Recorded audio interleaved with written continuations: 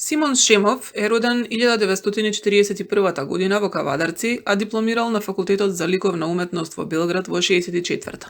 Сликата "Дете краде од јаболковата градина" е датирана 1980 година.